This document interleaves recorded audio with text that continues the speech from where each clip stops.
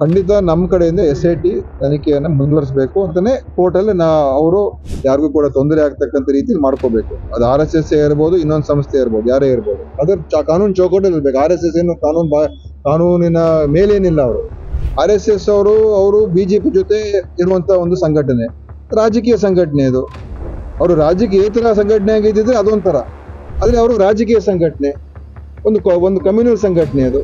So ಅವರು ಒಂದು political organisation ಆಗಿರೋದ್ರಿಂದ ನ್ಯಾಚುರಲಿ ಅವ್ರ ಮೇಲೆ ಇಂಥ ಎಲ್ಲ ಅನುಮಾನಗಳು ಬಂದೇ ಬರ್ತದೆ. ಯಾಕೆ ಮಾಡ್ತಾ ಇದ್ದಾರೆ, ಉದ್ದೇಶ ಏನು?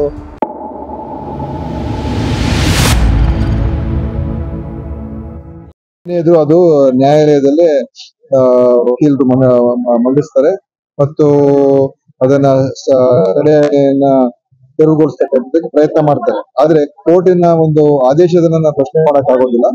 ಆದ್ರೆ SIT ಅವರು ತಮ್ಮ ಒಂದು ಜವಾಬ್ದಾರಿಯನ್ನ ನಿರ್ವಹಿಸ್ತಕ್ಕಂಥದ್ದಕ್ಕೆ ಅವರು ಎಲ್ಲಾ ರೀತಿಯ ಒಂದು ಪ್ರಯತ್ನಗಳು ಮಾಡ್ತಾರೆ. ಯಾಕಂದ್ರೆ ಎಲ್ಲ ಒಂದ್ ಕಡೆ ಪ್ರೊಸೀಜರ್ ತಪ್ಪಿದೆ, ತಪ್ಪಾಗಿದೆ ಅಂತ ಅನ್ಸೋದಿಲ್ಲ. ನೋಡಿ, ನಾನು ಅದೆಲ್ಲ ಲಾಯರ್ಗಳೇ ಹೇಳ್ಬೇಕು.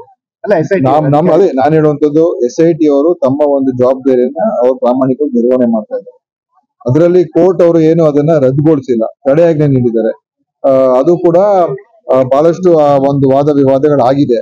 ಮುಂದೆ ಏನಾಗುತ್ತೆ ನೋಡೋಣ. ಇನ್ನೊಂದು ಡೇಟ್ ಕೊಟ್ಟಿದ್ದಾರೆ, ಅದ್ ನಂತರ ಏನಾಗುತ್ತೆ ನೋಡೋಣ. ಚಾರ್ಜ್ ಶೀಟ್ ಸಲ್ಲಿಕೆ ಮಾಡುವ ಸಂದರ್ಭದಲ್ಲಿ ಮತ್ತು ವರದಿ ಸಲ್ಲಿಕೆ ಮಾಡುವ ಸಂದರ್ಭದಲ್ಲಿ ಈ ತರದ ಒಂದು ಬೆಳವಣಿಗೆಗಳಾಗ್ತಾ ಇರುವಂತ. ಹೌದು, ಅದಕ್ಕೆ ಈಗ ನಾನು ಈಗಾಗಲೇ ಹೇಳಿದಾಗೆ ನಮ್ಮ ಕಡೆಯಿಂದ ಸರ್ಕಾರದ ಕಡೆಯಿಂದ ಯಾವುದೇ ರೀತಿಯ ಹಸ್ತಕ್ಷೇಪ ಇಲ್ಲ. ಅವರು ಏನು ಸಾಕ್ಷಿ ಆಧಾರದ ಮೇಲೆ SIT ಅವರು ತನಿಖೆ ಮಾಡಬೇಕು ಅಂತ ಹೇಳಿದೀವಿ. ಯಾರೇ ತಪ್ಪಿತಸ್ಥರಿದ್ರೆ ಅವ್ರ ಮೇಲೆ ಕ್ರಮ ತಗೊಳ್ಬೇಕು ಅಂತ ಹೇಳಿದೀವಿ. ಯಾವುದೇ ಒಂದು ಮಾಹಿತಿ ಅವರಲ್ಲಿದ್ರೆ ಅದ್ರ ಮೇಲೆ ಅವರು ತನಿಖೆ ಮಾಡಬಹುದು. ಸೊ ನಮ್ಮ ಯಾವ್ದ್ರಲ್ಲೂ ಕೂಡ ಇದ್ರಲ್ಲಿ ಪಕ್ಷಪಾತ ಇಲ್ಲ. ಅವರು ತನಿಖೆಯನ್ನು ಮುಂದುವರಿಸ್ತಾ ಇದ್ದಾರೆ. ನಾನು ಈಗ ಕೋರ್ಟ್ ಆದೇಶ ಯಾವ ರೀತಿ ಬಂತು, ಯಾಕೆ ಬಂದಿದೆ, ತಡೆಯಾಜ್ಞೆ ಬಗ್ಗೆ ನಾನು ಅದ್ರ ಬಗ್ಗೆ ವಿವರಣೆ ಮಾಡೋದಕ್ಕೆ ಅಥವಾ ಹೋಗೋದಿಲ್ಲ.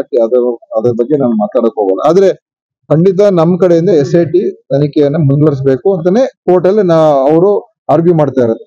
ನಮ್ಮ ಪ್ರಾಸಿಕ್ಯೂಟರ್ ನೋಡಿ, ಈ ತರ ಎಲ್ಲೂ ಕೂಡ ಚರ್ಚೆಗಳು ಮಾಡುವಂತ ಅವಶ್ಯಕತೆ ಇಲ್ಲ.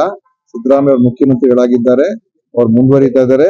ನಾವು ಈ ರೀತಿಯಾಗಿ ಇನ್ನೊಬ್ಬರು ಮುಖ್ಯಮಂತ್ರಿ ಆಗ್ಬೇಕು ಅಥವಾ ಚರ್ಚೆ ಆಗ್ಬೇಕು ಅಂತ ಯಾವುದೇ ರೀತಿಯ ಕಾರಣಗಳು ಕೂಡ ಇಲ್ಲ, ಅವಕಾಶಗಳು ಕೂಡ ಇಲ್ಲ, ಅದರ ಸನ್ನಿವೇಶನೂ ಕೂಡ ಇಲ್ಲ. ನೀವು ಕೇಳಿದಾಗ ಖಂಡಿತ ನಾನು ಅದನ್ನೇ ಹೇಳ್ತೀನಿ. ಈಗ ನನ್ನನ್ನು ಕೇಳಬಹುದು, ನೀವು ಮಂತ್ರಿಯಾಗಿ ಮುಂದುವರಿತೀರಾ ಅಂತ. ನಾನು ಹೇಳ್ಬಹುದು, ನಾನು ಹೇಳ್ತೀನಿ, ಹೌದು ನನಗೆ ಆಸೆ ಇದೆಯೋ ಇಲ್ವೋ ಅದು ಬೇರೆ ಪ್ರಶ್ನೆ. ಹೈಕಮಾಂಡ್ ತೀರ್ಮಾನ ಏನಾಗುತ್ತೆ ಅದಕ್ಕೆ ಬದ್ಧರಾಗಿರ್ತೀವಿ. ಪಕ್ಷ ನಮ್ಮ ಶಿಸ್ತಿನ ಪಕ್ಷ.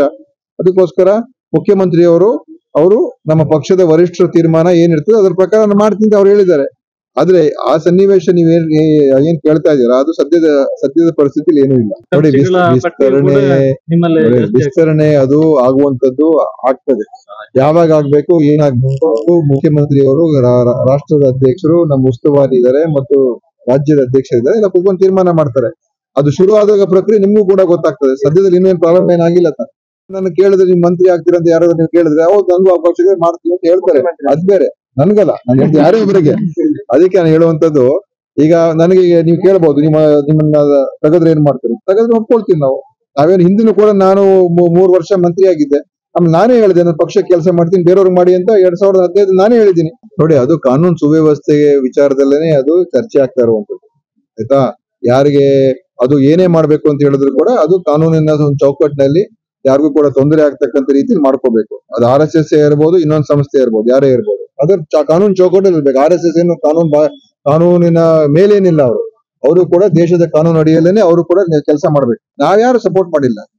SDP ನಾಳೆ ಪ್ರೋಗ್ರಾಮ್ ಮಾಡ್ಬೇಕು ಅಂತ ಹೇಳಿದ್ರೆ ಪರ್ಮಿಷನ್ ತಗೊಂಡ್ ಮಾಡ್ಬೇಕು. RSS ಅವರು BJP ಜೊತೆ ಇರುವಂತ ಒಂದು ಸಂಘಟನೆ, ರಾಜಕೀಯ ಸಂಘಟನೆ. ಅದು ಅವರು ರಾಜಕೀಯೇತರ ಸಂಘಟನೆ ಆಗಿದ್ದಿದ್ರೆ ಅದೊಂಥರ, ಆದ್ರೆ ಅವರು ರಾಜಕೀಯ ಸಂಘಟನೆ, ಒಂದು ಕಮ್ಯುನಲ್ ಸಂಘಟನೆ. ಅದು ಸೊ ಅವರು ಒಂದು ಪೊಲಿಟಿಕಲ್ ಆರ್ಗನೈಸೇಷನ್ ಆಗಿರೋದ್ರಿಂದ ನ್ಯಾಚುರಲಿ ಅವ್ರ ಮೇಲೆ ಇಂಥ ಎಲ್ಲ ಅನುಮಾನಗಳು ಬಂದೇ ಬರ್ತದೆ. ಯಾಕೆ ಮಾಡ್ತಾ ಇದ್ದಾರೆ, ಉದ್ದೇಶ ಏನು? ಅದು ರಾಜಕೀಯ ಇಲ್ಲದೆ ಹೋಗಿದ್ರೆ RSS ನಲ್ಲಿ ಈ ಸಮಸ್ಯೆ ಬರ್ತಾ ಇರ್ತದೆ. ಆದ್ರೆ RSS ನ ಇತಿಹಾಸ ನಮ್ಗೆಲ್ಲ ಗೊತ್ತಿದೆ ತಾನೆ.